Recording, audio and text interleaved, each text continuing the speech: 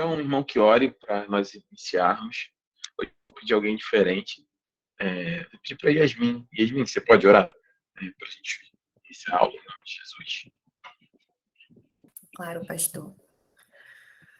Senhor, meu Deus, meu Pai, Senhor, estamos hoje aqui mais uma vez reunidos em seu nome, para aprender um pouco mais, Senhor, sobre a sua palavra, sobre os seus ensinamentos. Senhor, eu peço que nos guie, nos mostre, nos dê discernimento, abra nossa mente, Senhor, os nossos corações, para que a sua palavra rebate nossos corações, Senhor, que o Espírito Santo esteja presente com cada um nessa noite, Senhor, que guie o pastor Lúcio para uma segunda-feira abençoada, em seu nome, Pai. Amém. Amém, Jesus. Amém. Amém. Obrigado, Yasmin. Abençoe. Irmãos, nós temos hoje que concluir, né, o estudo de número 2. Ficou faltando o item na semana passada. Semana passada nós falamos um pouquinho sobre o cânon bíblico. Hoje a gente vai falar um pouquinho sobre o testemunho interno da Bíblia e logo na sequência nós entraremos no estudo de número 3, chamado Os Atributos de Deus, né? Na semana passada, só para a gente retomar, deixa eu ver se eu consigo abrir aqui a luz aqui interativa, e aí acho que a gente pode escolher uma aqui do Drive, se você me der essa opção, e nós podemos compartilhar, mas na semana passada nós falamos um pouquinho sobre as escrituras, sobre a composição do cânon, né? Acabamos trabalhando um pouco em cima vamos dizer assim, do timeline, né, da linha do tempo, da construção das escrituras. Vimos que a Bíblia, né, o cânon significa uma régua de medir, né, ou uma régua, um padrão, uma norma, e que a Bíblia, na verdade, a Bíblia é um diminutivo, né, de biblioteca, uma pequena biblioteca. Então, nesse sentido, nós temos... Deixa eu abrir aqui, que eu acho que eu consegui resgatar. Vou compartilhar com vocês. Nesse sentido, nós temos dentro da Bíblia a junção, ou a união, ou a compilação de diversos livros, né? E esses livros, 66 livros, no nosso entendimento, foram inspirados diretamente por Deus através dos séculos, né? E a cada um dos homens e mulheres que participaram da história, né, da igreja, e foram escritos conforme a inspiração do Espírito Santo. Na semana passada, nós fizemos esse compartilhamento aqui de tela, e acho que vale a pena a gente retomar, para que a gente possa lembrar um pouquinho daquilo que nós temos falado, daquilo que nós temos colocado. Mas, de maneira geral, o que a gente viu é que, primeiro, a Bíblia não se propõe a ser um registro histórico, né? Perdão, um registro histórico, temporal, em ordem cronológica dos acontecimentos, né? Na verdade, ela é uma compilação, uma arrumação de maneira, vamos dizer assim, ordenada, de acordo com cada tema, sobre aquilo que Deus fez e continua fazendo ao longo da história, nosso meio. Então, nós vamos ter, na verdade, 5 primeiros livros, por exemplo, são os livros de Moisés, né? São os livros escritos por Moisés. Então, você vai ter... Acho que agora vocês estão vendo. Vocês vão ver, nesse primeiro momento, nos 5 primeiros livros, né? Gênesis, Êxodo, Número, Levítico e Deuteronômio, a gente vai ter a compilação dos 5 primeiros livros de Moisés. A partir daí, você vai ter também aí a organização dos livros de acordo com algumas regras, né? Chamados livros históricos, a partir de Juízes. Você vai ter os livros poéticos, né? Os Salmos, Eclesiásticos, Provérbios. Você vai ter os livros dos profetas maiores e dos profetas menores. Essa é a organização como uma biblioteca. Você pode ter, por exemplo, culinária, engenharia, estética, informática, né? Você tem uma estrutura de organização de uma biblioteca. A Bíblia, como uma pequena biblioteca, ela é organizada dessa forma, por isso a ordem dos livros que nós lemos. Então, se você tiver uma leitura, né, por assim dizer, corrida, né, de Gênesis a Apocalipse, não necessariamente você vai ter uma leitura na ordem dos acontecimentos. Deixa eu admitir aqui, na ordem dos acontecimentos daquilo que nós estávamos efetivamente lendo em fatos históricos, na sequência histórica, né? Eu até vou compartilhar aqui, deixa eu só melhorar aqui meu compartilhamento de tela para dar mais opções de compartilhamento, mas o que eu estou dizendo se você ler de Gênesis até Deuteronômio, você vai ter uma sequência cronológica ali, teoricamente, né? Temporal, vamos dizer assim, né? Lembrando, por exemplo, que Levíticos é um parêntese, é como se fosse um grande parêntese entre Números e Deuteronômio, porque ali Deus está, entre os acontecimentos de Número e Deuteronômio, Deus abre um parêntese para formar o ministério levítico, o ministério sacerdotal. Mas, de forma efetiva, você lendo toda a Bíblia, você não vai ter, por assim dizer, esse acontecimento de maneira estruturada, lógico, né? Você vai ter sempre de acordo com a organização. Na semana passada, eu fiz a proposição, deixa eu pegar aqui da Escola de Líderes, cronologia. Tá. Compartilhar essa tela. Compartilhei com vocês na semana passada.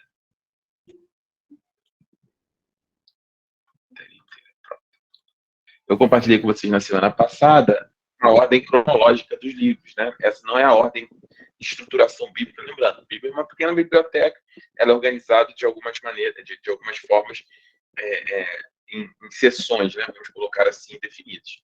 Mas se nós formos estabelecer, por exemplo, uma ordem cronológica dos livros, se vocês quiserem, eu disponibilizo isso para vocês lá no grupo de WhatsApp, nós vamos ter mais ou menos essa estrutura em ordem cronológica, né? Então, você vai ter Gênesis, Números, paralelo a Gênesis, tem o livro de Jó, que é um livro que, por ordem, ele é histórico, ele está localizado mais à frente, né? O poético, na verdade, é localizado mais à frente. Você tem esses Levíticos no mesmo período, Números, Deuteronômio, Josué, Juízes, junto com Ruth, primeiro e segundo Samuel, primeiro livro de Samuel, segundo Samuel, junto ali no início de Crônicas, e ao mesmo tempo acontecendo os salmos de Davi sendo escritos entre o período de 1 Samuel e 2 Samuel. Você vai ter ali entre 1 Samuel e 2 Reis, mais ou menos, 1 e 2 Reis, você vai ter a construção de provérbios, eclesiásticos e cânticos dos cânticos, né? E aí aqui é uma ordem cronológica de divisão do reino. E quando você tem essa divisão do reino, lembra que eu falei? Saul, por isso que é importante, Saul, Davi, Salomão. Vamos lá, um panorama macro da Bíblia. De Gênesis de Gênesis até Êxodo. De Gênesis e Êxodo. Em Gênesis, Deus vai falar sobre a escolha de um homem, Abraão. Na verdade, conhece Noé, de Noé é uma descendência, né, de Noé, Sem, né? Aí vai vir de Sem, vai vir Abraão, de Abraão, de um homem, Deus vai construir uma nação. E aí termina Abraão, Isaac e Jacó. Em Gênesis termina com essa família de Abraão, Isaac e Jacó, no caso Jacó, indo para o Egito com seus 12 filhos. Quando ele volta em Êxodo, quando Deus levanta Moisés, libertador, já existe uma nação. Aproximadamente 3 milhões de homens, não mulheres, não crianças, saíram do Egito. Então, vocês têm uma nação. E quando eles começam a caminhar pelo deserto como um povo já, né, como um povo, lembra a nação um povo, né? Nação é definida por espaço territorial, linguagem única, né, tem outras características, mas Deus está preparando para se tornar uma nação. Deus tem um povo, e desse povo, Deus começa a estruturar. Então, Deus estrutura a questão de Levítico, por exemplo, eu já falei isso algumas vezes, vou repetir. Assim como nós temos um sistema democrático, né? Nós temos um sistema presidencialista, Israel ele tinha um sistema teocrático. O que é teocrático? Aqui no democrático, né? Teoricamente demo, né? E crático, né? O governo do povo, né? Demo povo, né? Seria o governo do povo. No teocrático é o governo de Deus. O próprio Deus reinava sobre Israel através de seus representantes. Então, Moisés, Josué, né? Os juízes, depois os profetas. Na verdade, o Samuel aqui, quando a gente vê Samuel, por exemplo, Samuel é considerado o último juiz. Ele é um juiz de transição, porque ele é um juiz profeta, né? E a partir dali, o povo decide assim, olha, ao redor, fala assim, olha, todo mundo tem um rei e eu quero um rei. E aí eles escolhem Saul. Saul não condiz com a expectativa de Deus para ele. Deus levanta Davi.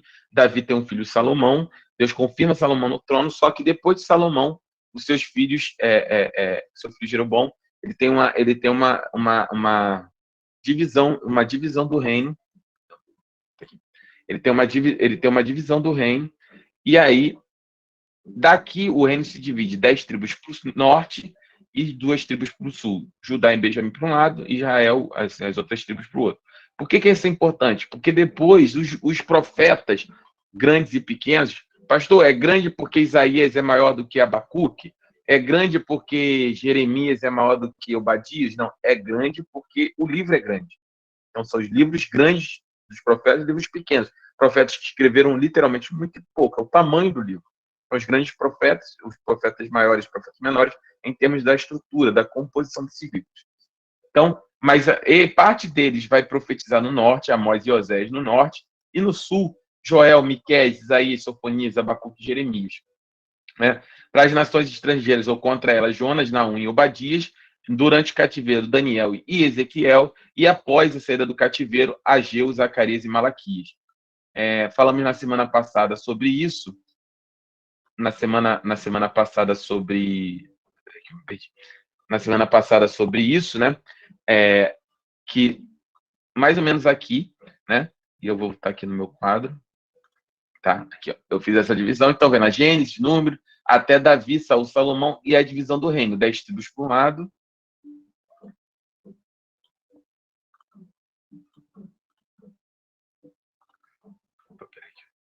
De tanto clicar, às vezes eu me perco. Então, 10 tribos para um lado, o reino do norte, e 2 tribos para o outro, o reino do sul. 700 a.C., o reino do norte cai, 500 a.C., o reino do sul cai. Certo?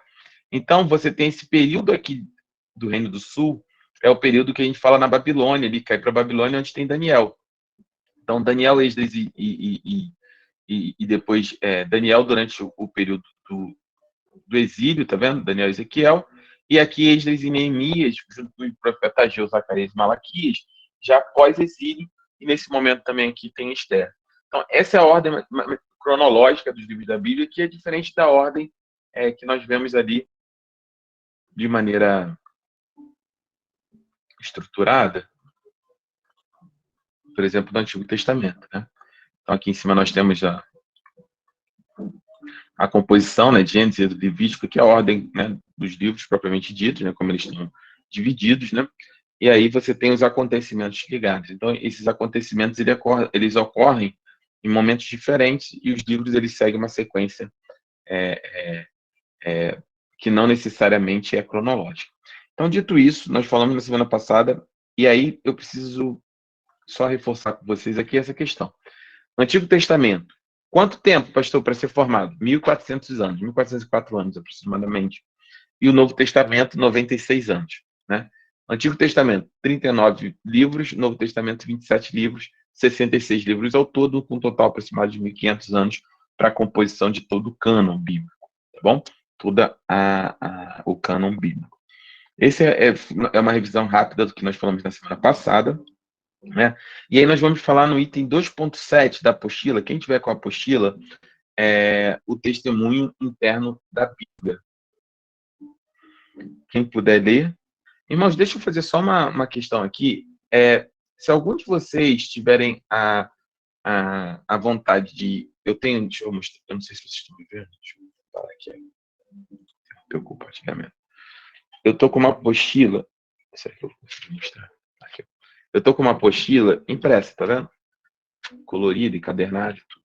Então, eu imprimi. E aí tem uma gráfica aqui onde eu fiz, que eu até pedi um orçamento lá para caso os irmãos queiram. Mínimo de... Para ficar nesse preço, seria um mínimo de 10. E é preço de custo mesmo, mas caso os irmãos queiram imprimir, deixa eu ver aqui a copiadora. Porque tem pessoas que estão tendo dificuldade, às vezes, em pegar o PDF, né? Não tem como pegar. Daria R$13,80, R$14, vai. A encadernada preta e branca e R$23 a encadernada colorida. Então, se os irmãos quiserem... Esse é para preço para 10, tá, irmãos? Então, eu vou esperar juntar minimamente 10 pessoas para a gente poder fazer esse pedido, porque senão acho que mais que isso fica mais caro. nesses valores. Aí, se você quiser, eu posso pedir lá, eu faço pelo WhatsApp, o Vicente já conhece, ele entrega até na igreja para mim. Tá bom, eu vou fazer no final da aula, eu pego o nome de quem quiser, mas é só para mim não esquecer, porque eu já estou com isso desde semana passada e acabei esquecendo. Eu prefiro também um material assim para me escrever e ficar mais fácil, né? Então eu vou colocar aqui os valores, que aí você avalia. Aqui, ó. Vou botar então. Eu tô arredondando, tá, irmãos? É menos que isso. Eu já escrevi BRL, mania, né? De quem mexe com o projeto. Bom, R$14. PB, né? PIB, tá? Ou R$23. R$23. Tá, tá? Vou botar aí no site para vocês. E aí, caso vocês queiram, já tem algumas pessoas aqui, ó. Viane, Tadeu, Yasmin, tá? Então, Lorena, os irmãos querem. Aí depois eu vou pegar direitinho. De repente, eu até faço o seguinte, eu acho que talvez fique mais fácil. Eu vou ver aqui como eu faço. No final da aula eu anoto ou faço um linkzinho rapidinho de pedido de apostila, igual eu faço os formulários da igreja. E a pessoa entra lá, escolhe se é preta ou branca, né? E pronto, eu já vou tendo o registro lá do nome de quem quer. E eu faço essa providência material. Bom, mas foi um parênteses. Mas até aqui vocês têm alguma dúvida? Vocês querem comentar alguma coisa? Eu gosto quando vocês ficam mais participativos. Vocês têm alguma dúvida sobre isso? Que a gente vai entrar umas perguntas muito no testemunho interno da Bíblia, mas eu sei que normalmente vocês têm mais perguntas, né? Como? Por que a nossa Bíblia tem menos livros do que a católica? Por que a católica tem outros livros que a nossa Bíblia não tem? Sempre esse tipo de pergunta. Eu sei que talvez vocês fossem perguntar, mas eu já estou abrindo logo aqui os questionamentos. Pastor, nunca ouvi falar disso, né? Mas é bom a gente tratar agora, enquanto a gente deu o item 2.7, testemunho interno da Bíblia, tá bom?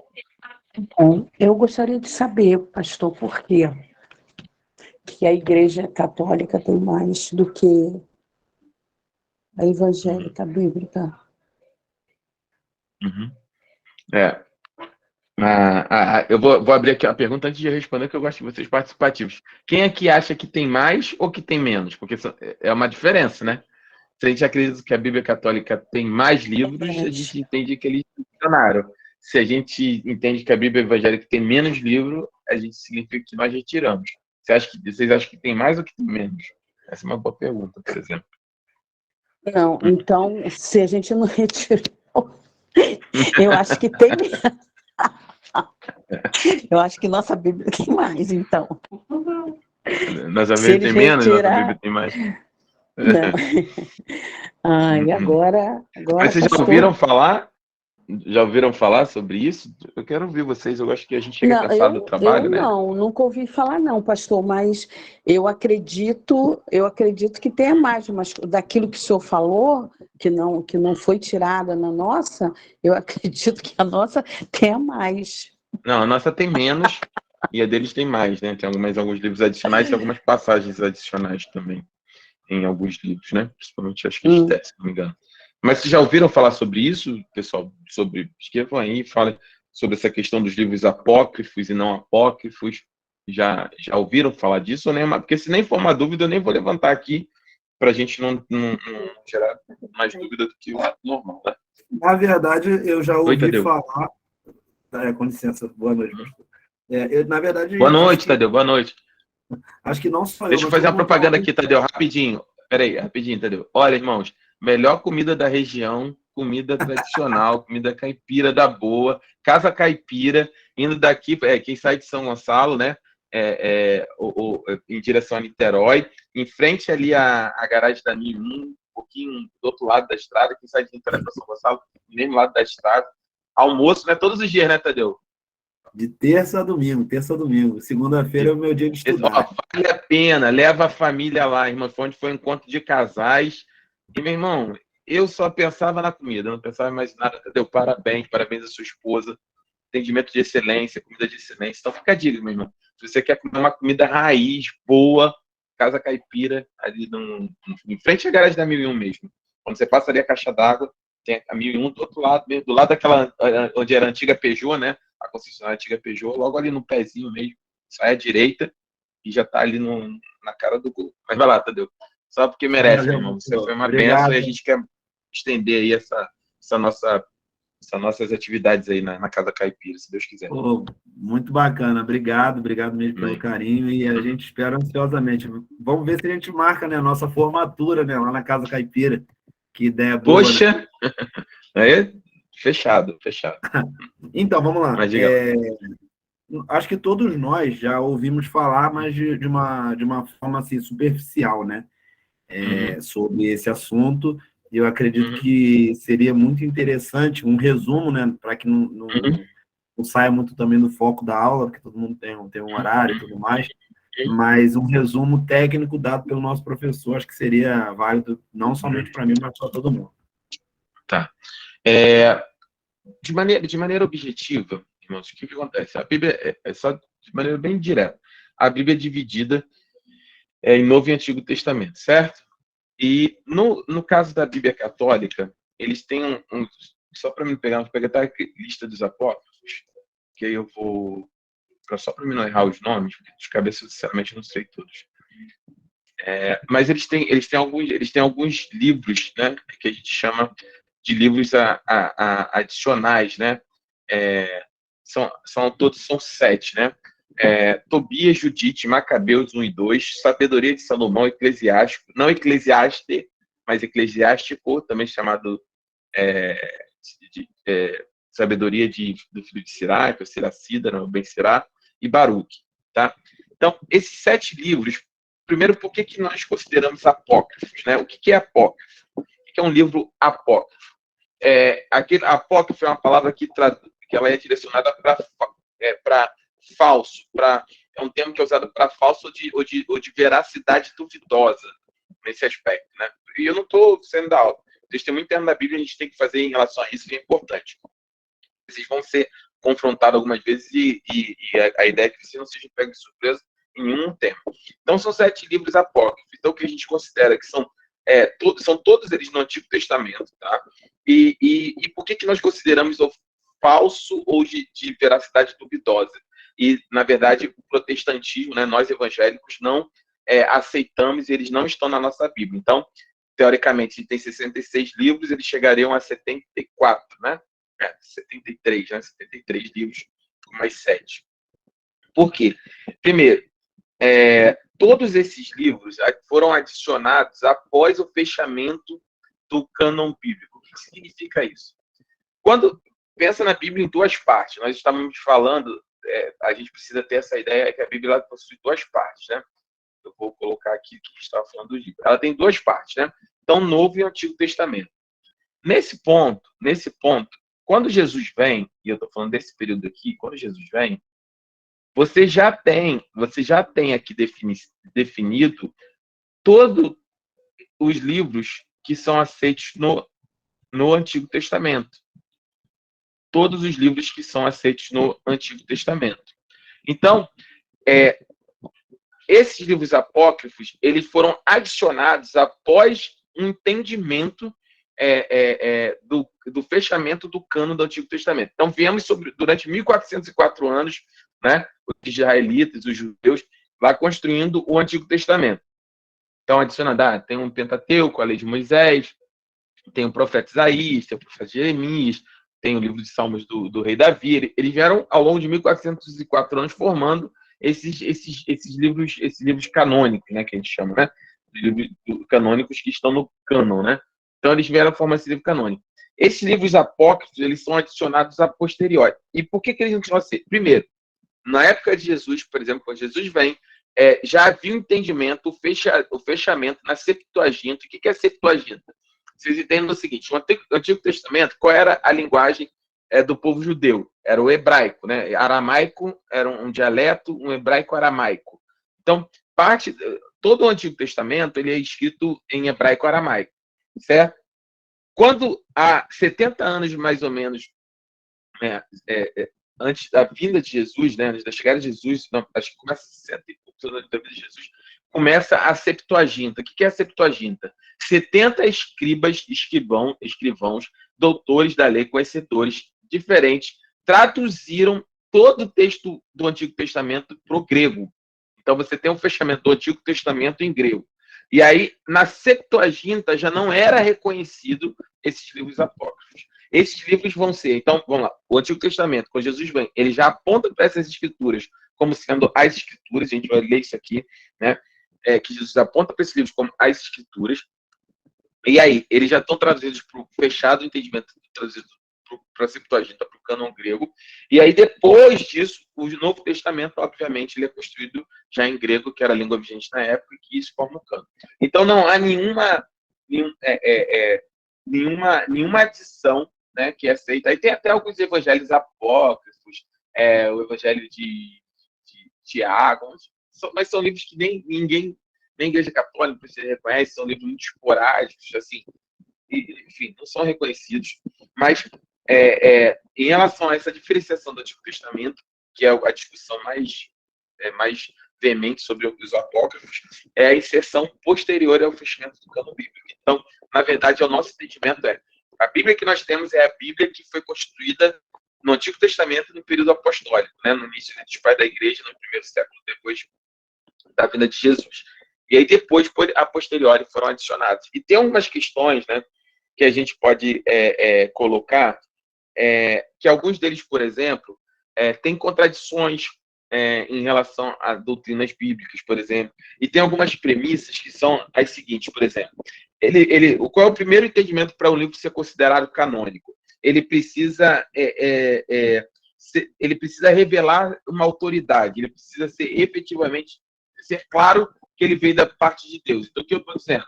Moisés, os livros de Moisés, de conhecimento consensual, né? De consenso de todos que Moisés foi o libertador do povo de Israel, que Deus levantou. Então, ele é revestido de autoridade. O profeta Isaías é revestido de autoridade. O profeta Samuel é revestido de autoridade. Daniel é revestido de autoridade. Reconhecidamente, eles vêm da parte de Deus, porque esses homens foram reconhecidos durante a história do povo de Deus como homens levantados por Deus. A segunda pergunta é profético, por exemplo? Foi um profeta que escreveu livro de Abacuque, livro de Obadias, né?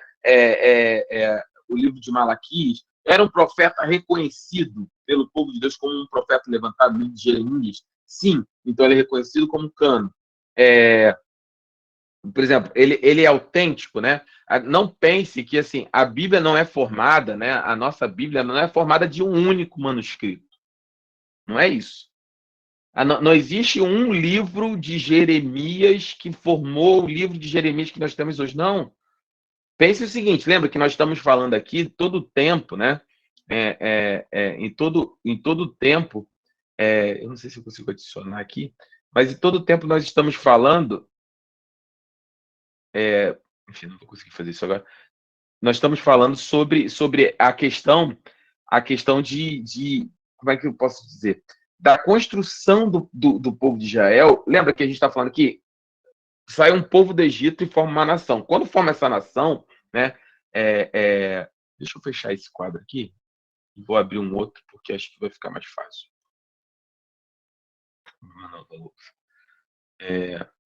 Quando a gente está falando da construção de uma nação, né? O que a gente está falando? Deus, ao longo desse tempo, ele foi construindo uma estrutura em Israel teocrática, onde o Senhor, ele estabeleceu esse governo sobre Israel. Então, o que a gente está falando? Nós vimos aqui, e eu sempre vou voltar na questão bíblica, você tem lá o mar Mediterrâneo, lembra? Eu sempre vou pegar a botinha da Itália como referência. Desculpa aqui minha botinha aqui, só Jesus. Mas, vou botar aqui agora. A gente sempre vai falar aqui da botinha da Itália para vocês terem referência lá. Desculpa aí, irmãos, a botinha, vocês entenderam? E aí você tem a virada lá, e esse aqui é o mar Mediterrâneo.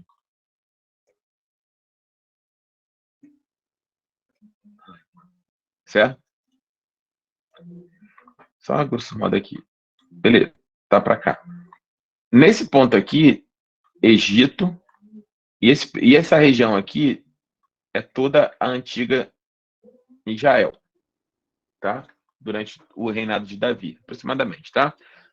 Lembre-se que aqui, quando nós falamos aqui nessa região, nós estamos falando do seguinte: Deus estabeleceu aqui Deus estabeleceu aqui uma estruturação para o seu povo. E aí, aqui a gente tinha, lembra da lei de Levíticos? Quando eles entram aqui, isso aqui vai sendo dividido em vários territórios. Território de Dan, de Ruben, cada tribo tinha seu território. Território de Benjamim, território de Judá, enfim, vários territórios, tá? Grosso modo. E cada cidade dessa tinha, assim, tinha inúmeras pessoas. Imagina, ao longo de 1000 anos, isso virou um povo, uma nação. Então, aqui, por exemplo, nessa cidade, tinha uma sinagoga, tinha uma Bíblia, um cânon bíblico, um sacerdote da cidade. Nessa cidade tinha uma sinagoga, tinha um cânon bíblico, o sacerdote da cidade. Aqui a sinagoga, o cânon bíblico. Aqui... Então você tinha várias transcrições, né, ou várias cópias desses livros ao longo de toda a história de Israel. Você tinha em vários lugares, você tinha, né, não várias assim, mas você tinha a transcrição, bastante transcrições. Então, o encontro desses pergaminhos, né, lembra que eram pergaminhos, né? Então, era por isso que a Bíblia é chamada de Bíblia, né, de uma pequena biblioteca, porque eram pergaminhos igual a gente quase que a gente viu em filme, né? Só que esses pergaminhos, por exemplo, para você botar um livro como Isaías, você precisava de uma estante inteira, que era um de papiro, era grosso. Então, esses livros, eles vieram ao longo do tempo, né? Você pegar imagina uma estante, né? Você tem uma estante grandona, para você só botar o livro de Isaías aqui, colocar só o livro de Isaías aqui, você tinha vários pergaminhos do livro de Isaías, né? Você olhando de frente, tinha vários pergaminhos. Aí você precisava do livro de Levíticos, aí você tinha outro estante com vários pergaminhos. Então, a junção desses vários fragmentos, né, esses fragmentos do cânon, né, dos pergaminhos, é que constituíram a nossa Bíblia. Então, na época de Jesus, já havia um entendimento sobre o fechamento desse cânon. Não havia dúvida sobre os livros que compunham, né, principalmente o Antigo Testamento. Obviamente, como a gente estava falando, o Novo Testamento ele começa a ser efetivamente composto a partir dos apóstolos. Então, a gente tem ali, a partir dos apóstolos, a abertura do Antigo Testamento. Tá bom? Então, não sei se deu para responder isso de maneira mais direta, mas esse é o motivo da composição do cânon, da Bíblia, porque nós não aceitamos os livros adicionados pela Igreja Católica, né, futuramente. Porque a maioria deles, por exemplo, você tem 1ª e 2ª Macabeus, por exemplo, né? Um exemplo clássico.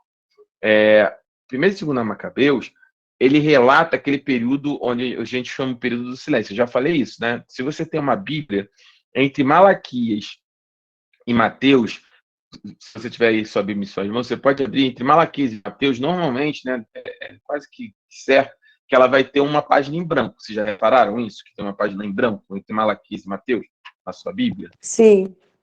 Alguém já repararam? Esse período, essa página em branco não é à toa, não é uma simples divisória.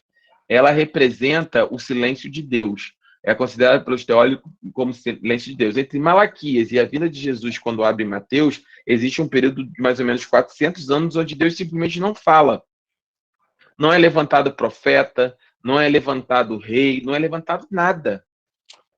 Deus se cala por 400 anos. Deus simplesmente não fala nesse período.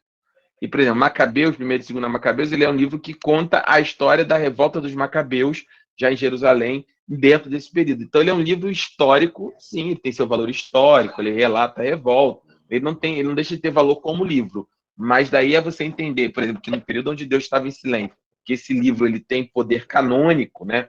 Ele é inspirado por Deus, é o que a gente não acredita que ele seja, só como exemplo, né? Então, a palavra dos... Ficou claro, Tadeu? Ficou claro, pastora Tânia? Está claro? Tudo bem? Sim, ficou sim, pastor. Obrigada. Ficou claro, sim. A minha Bíblia tem até 2 páginas em branco, que Deus quer ficar muito em silêncio. Deus se calou 2 vezes, né? Mas era... Deixa eu ver aqui, acho que alguém pediu alguma coisa aqui. Oh, meu Deus. Forte, hein, Verônica? Mas a gente tem que crer que Deus sempre está trabalhando, né? A gente fica lá em... Desculpa eu brincar com seu testemunho, mas é que eu lembrei de uma brincadeira que a gente fala, é que a gente está em 1 Cassiane, capítulo 2, né? É quando Deus está em silêncio, ele está trabalhando, né? É porque a gente crê realmente, porque quando é a nossa única esperança quando o Senhor está em silêncio, é crer que Ele realmente está trabalhando a nosso favor, né? E eu sei como é que é isso. Enfim, vocês viram que, né, anunciei no domingo que, eu não sei se tem alguns irmãos que não são da nossa igreja, minha esposa está grávida, né? No dia, em março aí, se Deus quiser, do ano que vem, a gente vai ter um filho em nossos braços, com a glória do Senhor, e durante muito tempo Deus ficou em silêncio a esse respeito, né? E foi muito difícil quando a gente não tinha que crer só que Deus tem o melhor para nós, amém? Mas esse período do silêncio de Deus, né, é um período justamente intertestamentário, que a gente chama, né, entre o Antigo e o Novo Testamento. Mas vamos ler lá, quem está com a apostila pode ler o item 2.7, testemunho interno da Bíblia. As palavras dos profetas, por favor. As palavras dos profetas foram e têm sido cumpridas integralmente. Amém. Vou pedir para você, Tadeu, abre Mateus 1:22. Pastora Tânia, abre em Isaías 9:6, você está com a Bíblia? Se vocês estiverem com a Bíblia, é Mateus 1:22 e Isaías 9:6. Vou ler Isaías primeiro, né? Deixa eu ler Isaías 9 primeiro.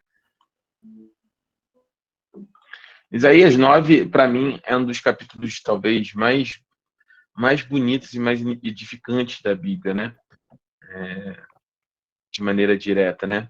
Porque é impressionante, né? Isaías, a gente está falando, acho que posso estar errado, mas 1000 anos antes da vinda de Jesus, e você tem um servo de Deus, um profeta, né? Como ele mesmo se autodenominou em Isaías 1, né? Um homem de lábios impuros, né? Mas, Senhor, eu sou um homem de lábios impuros, um homem que é muito lindo isso, né? É muito poderoso ver que um dos grandes profetas da Bíblia era um homem de lábios impuros, um homem que não tinha no seu uma vida reta diante do Senhor, né? Ele fala, Senhor, mas eu sou um homem de lábios impuros, e o Senhor dá ordem a seus anjos para que pegue uma brasa viva do altar e toque nos lábios de Isaías, né? E esse homem de lábios impuros, eu estou contextualizando, tá, irmãos? Então, um homem talvez beberrão, fanfarrão, um homem que não tinha nenhum temor ou nenhum comprometimento com o Senhor, quando foi chamado, foi tocado pelo Espírito Santo, teve seus lábios tocados pela brasa viva do altar de Deus, ele é capaz de falar numa profecia como Isaías 6, que é para mim uma das chamado um capítulo, né, messiânico, né, profecia messiânica. E aí pode ler, mãe, em nome de Jesus. É Isaías 9. São 8h48 da noite. Você não tem nenhuma... Só um minutinho que a minha coisa começou a falar aqui. Isaías 9:3, né? Né, pastor? Isso, 9:6. 9:6. 9:6. Que diz assim: porque um menino nos nasceu, e um filho se nos deu, e principado está sobre os seus ombros, e seu nome será maravilhoso, conselheiro, Deus forte, Pai da eternidade, príncipe da paz. Aleluia. É isso? Pode continuar. Príncipe da paz. Do incremento deste principado da paz não haverá fim sobre o trono de Davi e no seu reino, para afirmar e o fortificar em juízo e em justiça, desde agora e para sempre. O zelo do Senhor dos Exércitos fará isto. Aleluia. Amém. Eu vou ler na minha versão, que ela é um pouco, a linguagem, eu tinha falado na semana, ela é bem mais simples. Porque um menino nos nasceu, um filho nos foi dado, e o governo está sobre seus ombros, e ele será chamado maravilhoso conselheiro, Deus poderoso, Pai eterno, príncipe da paz. E ele estenderá o seu domínio, e haverá paz sem fim sobre o trono de Davi e sobre o seu reino, estabelecido e mantido com justiça e retidão desde agora e para sempre. O zelo do Senhor dos Exércitos fará isso. Amém? Aqui é o profeta Isaías falando, já profetizando a respeito de Jesus, o menino nos será dado, né? um menino nos será concedido, um filho nos foi dado, né? E o governo estará sobre os seus ombros. E essa é a palavra, ela vai se cumprir em Mateus 1:22. Pode ler, por favor, Tadeu. E tudo isto aconteceu para que cumprisse o que foi dito da parte do Senhor, pelo profeta, dizendo: Eis que a virgem conceberá e dará luz a um filho, e chamarão o seu nome Emanuel, que traduzido é Deus conosco. E José, despertando do sono, fez como o anjo do Senhor lhe ordenara, e recebeu a sua mulher, e não a conheceu até que deu à luz ao seu filho, o primogênito, e pôs-lhe por nome de Jesus.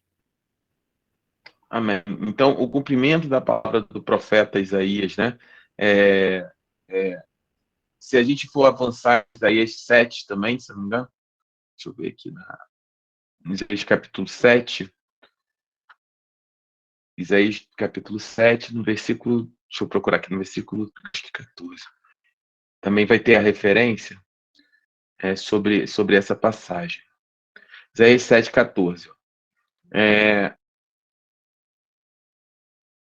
Disse então, vou ler no 7:13. Disse então Isaías: ouçam agora, descendentes de Davi. Não basta abusarem da paciência dos homens, também vão abusar da paciência do meu Deus? E aí ele continua: por isso o Senhor mesmo lhe dará o sinal. A virgem ficará grávida e dará à luz a um filho, e o chamará Emanuel. E ele comerá coalhada e mel até a idade até que saiba rejeitar o erro e escolher o que é certo. Então, o Senhor, em Isaías 7:14, ele também fala sobre isso, que é a referência de Mateus 1:22, que é que o Senhor dará um sinal. E qual é esse sinal? A virgem ficará grávida e dará à luz a um filho e se chamará Emanuel, que significa Deus conosco. Então, as palavras do profeta, elas foram cumpridas integralmente através da vinda de Jesus, amém? Jesus chamou o livro de Moisés e dos profetas de escritura. Você pode ler, por favor, Tadeu, Mateus 21:42?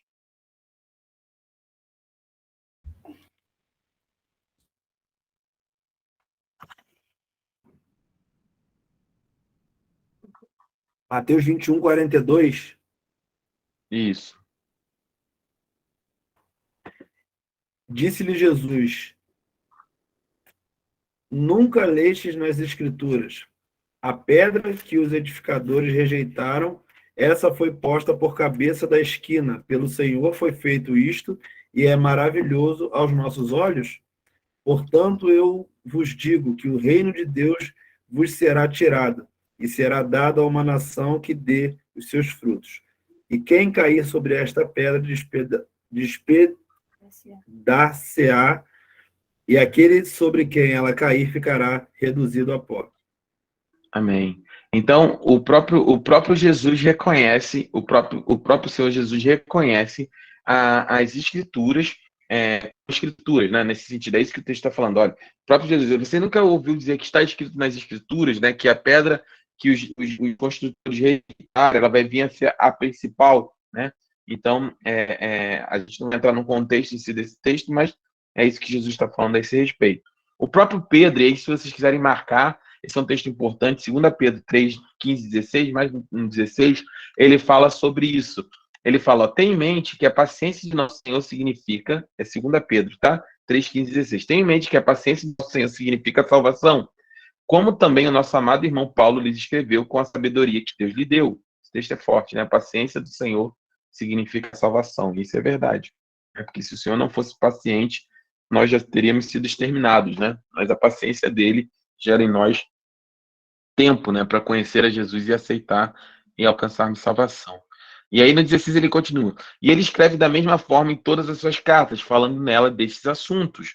Suas cartas contêm algumas coisas difíceis de entender, a quais ignorantes e instáveis torcem, como também o fazem com as demais escrituras para a própria destruição deles.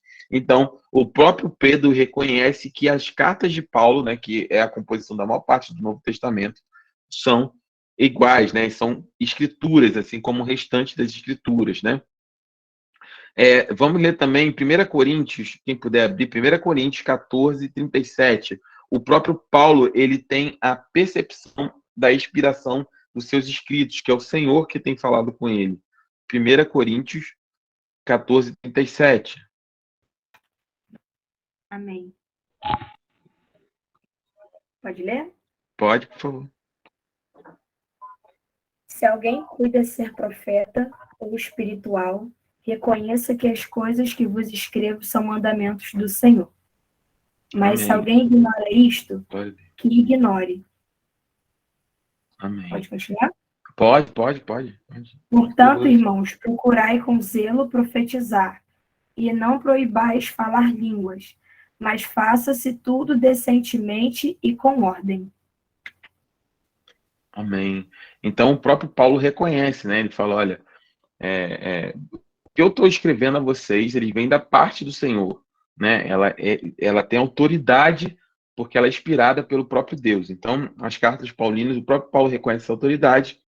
E, por fim, João relata nas palavras do Senhor e lança maldições sobre quem alterá-las ou não reconhecê-las. Apocalipse 22, 16, 18, 19, né? Então, ele diz assim, ó, eu, Jesus, enviei o meu anjo para dar a vocês este testemunho concernente às igrejas. Eu sou a raiz e o descendente de Davi. Lembra de Isaías 7,14? O que lançará trono eternamente, né? O governo dele será eternamente sobre o trono de Davi. Ele fala, ó, eu sou a raiz e o descendente de Davi e a resplandecente estrela da manhã. Declara a todos os que ouvem as palavras da profecia deste livro. Se alguém lhe acrescentar algo, Deus lhe acrescentará as pragas escritas nesse livro. Se alguém tirar alguma palavra deste livro de profecia, Deus tirará dele a sua parte na árvore da vida e na cidade santa que são descritas nesse livro. Ele está falando sobre Apocalipse. Então, a própria Bíblia, ela aponta para a sua autoridade e para a autoridade das escrituras, né? E, por fim, as afirmações sobre as escrituras nos dão a plena convicção da atuação soberana de Deus na formação e conservação do cânon. Por favor, alguém, 2 Timóteo 3, 16 e 17, e eu vou abrir aqui Pedro 20, 2 Pedro, capítulo 20 e 21.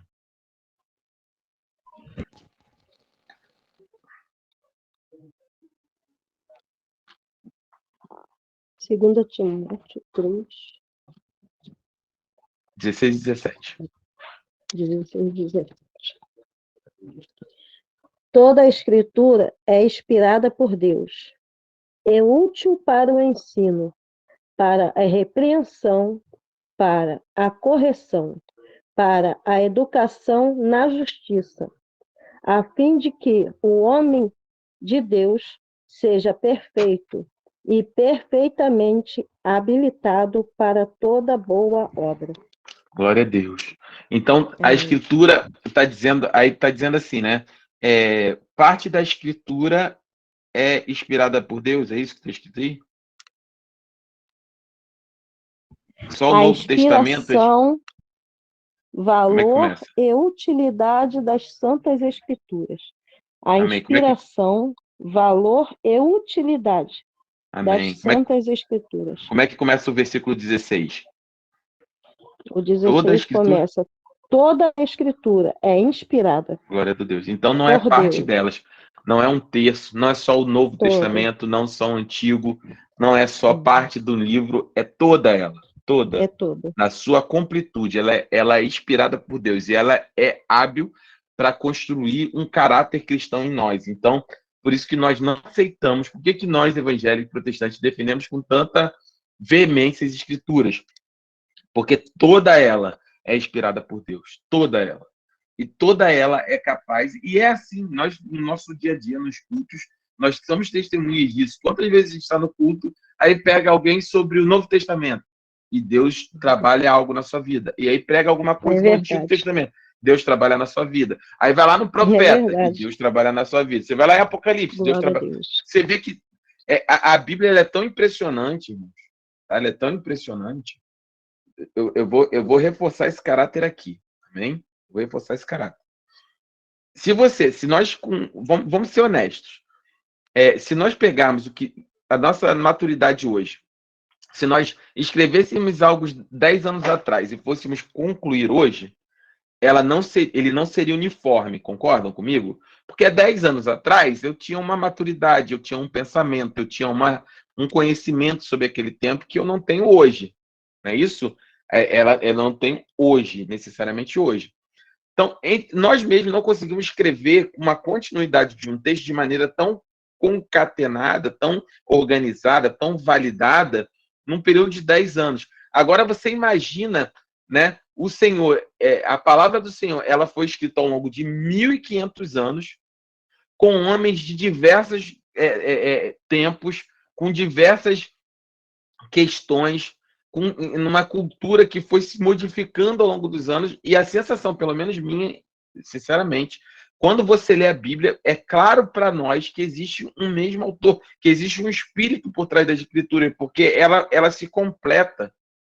Ela vai, ao mesmo tempo que você vai lendo, se você lê lá, Gênesis, capítulo 1, que foi escrito em termos de tempo, 4.000 antes de Cristo, né? Tem 6.000 anos aproximadamente, e você lê, sei lá, João, livro de João, que foi escrito 70 depois de Cristo, né? Você tem aí uma lacuna de 4.000 anos, você tem esse processo feito de maneira muito clara, você não consegue ver a oscilação na linha principal, na linha guia da palavra. Óbvio que cada texto tem a sua peculiaridade, né? Depois a gente pode falar sobre exegese, né?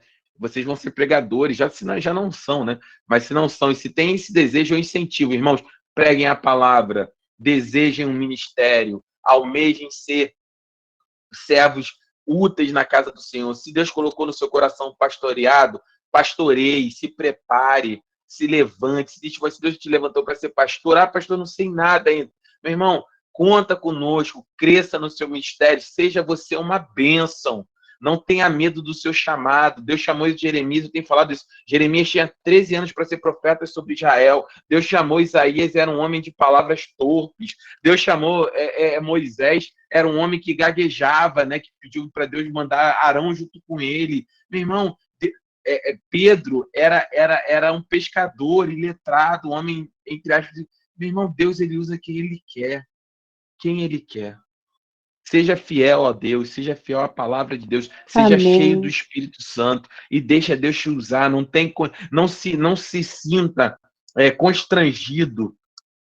Porque eu não pude fazer um curso, ou porque eu não pude fazer aquilo, ou porque... Não, e claro, estude a palavra, busque saber, isso é importante, mas não é isso que determina o seu ministério com o Senhor. O que determina o seu ministério do Senhor seja tão inspirado pelo Espírito Santo quanto esses homens. Seja tão inspirado pelo Espírito Santo quanto foram essas mulheres. Na época de Moisés, de Jeremias, de Davi, do profeta Samuel, de Abacuque, de Daniel, de Esther, de Ruth, não existia curso teológico, meu irmão. Não existia. E esses homens eram inspirados, essas mulheres eram inspiradas pelo Senhor. Seja inspirado pelo Senhor, se permita ser inspirado pelo Espírito Santo de Deus. Seja você uma bênção, não tenha medo, se lance no ministério, né? Se você está aqui na igreja, conte conosco, seja uma bênção. Que o Senhor te levante, que o Senhor possa cumprir a palavra do Senhor. Ele tem uma promessa, ele fala, olha, aqueles que eu enviar, eles falam obras ainda maiores do que eu fiz. Deus te deu autoridade para libertar o cativo, Deus te deu autoridade para ministrar cura, transformação, para curar pessoas, para libertar almas. E nós temos nas Escrituras a grande base para tudo isso. O Senhor nos deu um grande manual de como Ele deseja se relacionar conosco e como nós somos falhos, mas ao mesmo tempo, o quanto Ele nos ama, o quanto Ele está disposto a estender a mão para que nós nos levantemos a cada manhã. Não é isso? A palavra diz, a misericórdia do Senhor são a causa de nós não sermos consumidos. Suas misericórdias não têm fim, elas se renovam a cada manhã. Não tenha medo, não tenha dúvida, conheça a palavra, porque conhecendo a palavra, você vai conhecer o Senhor, você vai conhecer aquele que te salvou, você vai conhecer aquele que te comprou por um alto preço, e Deus te ama. E Deus quer fazer de você, irmão, de você, irmã, tão cheios de Deus, tão cheios do Espírito Santo, quanto todos esses homens que nós vimos na Escritura. Uma coisa eu tenho certeza, depois de muita leitura da palavra, é que nenhum desses homens foram perfeitos, mas todos eles confiaram em Deus e tiveram um coração para Deus. Eu e você, a gente não vai ser Amém. perfeito.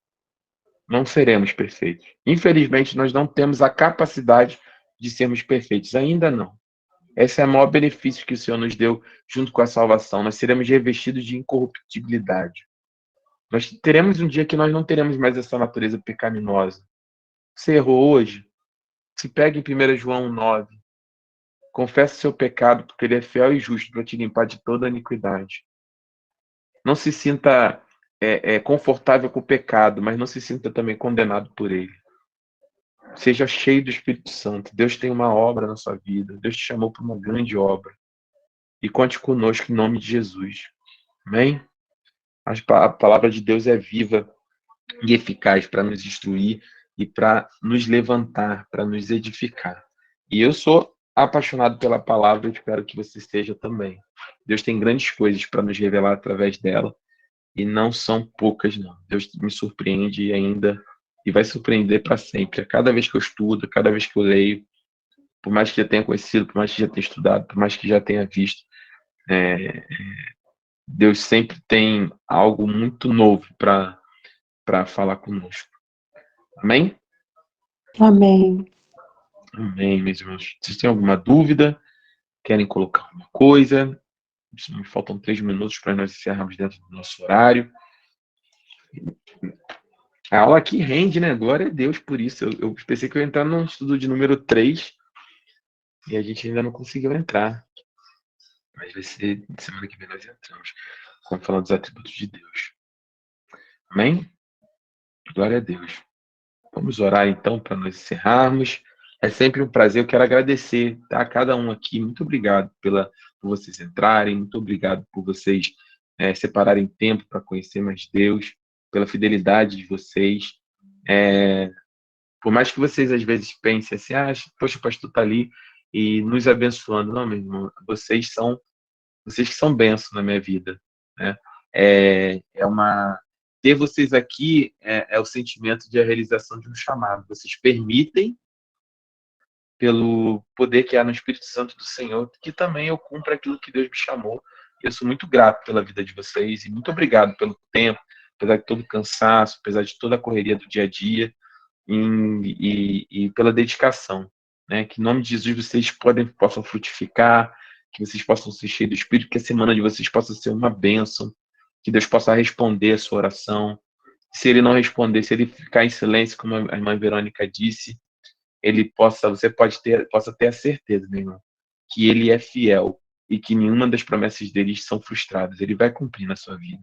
Só confie, espera um pouco mais, né? E você vai ver realmente Deus realizar cada uma das promessas dele na sua vida, porque Ele não falha, Ele não mente, e Ele é fiel. Amém?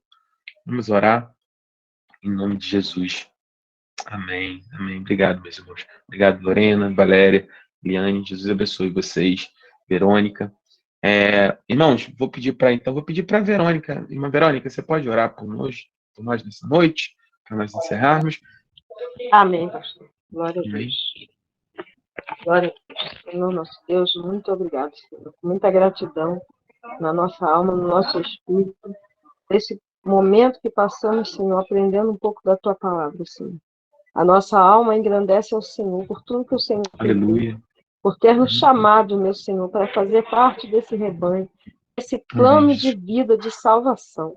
O Senhor venha completar a Tua grande obra, meu Senhor, na vida de cada um, na vida dos nossos familiares, aqueles que ainda não aceitaram o Senhor. Glória a Deus. Que nós possamos ser instrumentos, Senhor, nas Tuas mãos. Toca, Senhor. Pai, para a Tua seara, meu Senhor. Meu Deus, que o Senhor venha abençoar, venha multiplicar a semente que o Senhor tem nos concedido através desse curso. Meu Senhor, que o Senhor venha continuar usando o pastor. Que o Senhor venha continuar, meu Pai, administrando a Sua vontade, a Tua palavra na boca do Teu servo. E que Teu Espírito Santo venha continuar sendo com ele nesse ensinamento. E seja para crescimento, meu Pai, da Tua obra. É o que eu te peço e te agradeço em nome do Pai, do Filho e do Espírito Santo.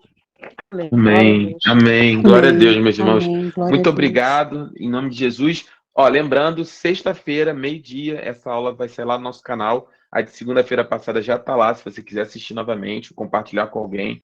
Compartilhe, se inscreva e convide quem você desejar. Se quiser convidar seus irmãos em Cristo, algum parente, pode ficar aqui aberto, é gratuito. E eu vou ver uma melhor maneira, eu acho que eu vou criar um link para vocês se inscreverem mais rapidinho, quem quiser a apostila e marcar lá, para que a gente possa preparar essa entrega aí das apostilas, tá bom? Fiquem na paz e até a próxima semana, em nome de Jesus. Fiquem com Deus, em nome de Jesus. A paz, pastor, a paz, Amém. pastor. A paz, boa noite. A paz, boa noite. A paz.